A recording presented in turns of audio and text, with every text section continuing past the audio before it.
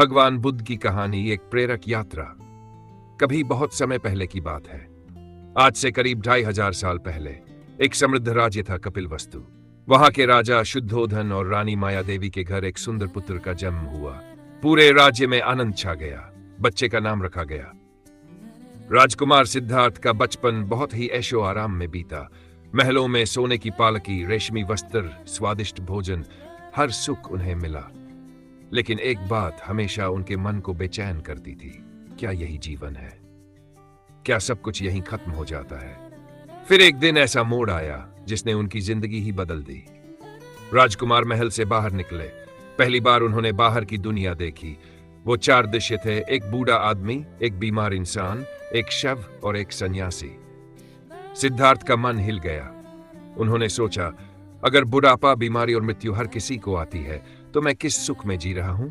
और फिर उन्होंने देखा एक सन्यासी को, शांत, निश्चिंत, जैसे उसे कोई दुख नहीं। वहीं से शुरू हुई उनकी सत्य की खोज। रात का समय था। पूरा महल सो रहा था।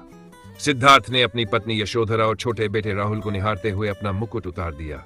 राजमहल, परिवार, धन दौलत सब कुछ छोड़ दिया और चल पड़े जंगल की ओर, जान की तलाश में। 6 वर्षों तक वे तपस्या करते रहे, कठोर साधना की। शरीर हड्डियों का ढांचा बन गया, लेकिन जान नहीं मिला। फिर उन्होंने समझा, ना ज्यादा भोग, ना ज्यादा त्याग, मध्यम मार्ग ही सही है। वे बोधगया पहुंचे। वहां एक पीपल के पेड़ के नीचे ध्यान में बैठ गए। कहा जाता है 7 दिन और 7 रातें बीत गई और फिर एक सुबह जब सूर्य की पहली किरण धरती पर पड़ी, सिद्धार्थ को मिला बोध।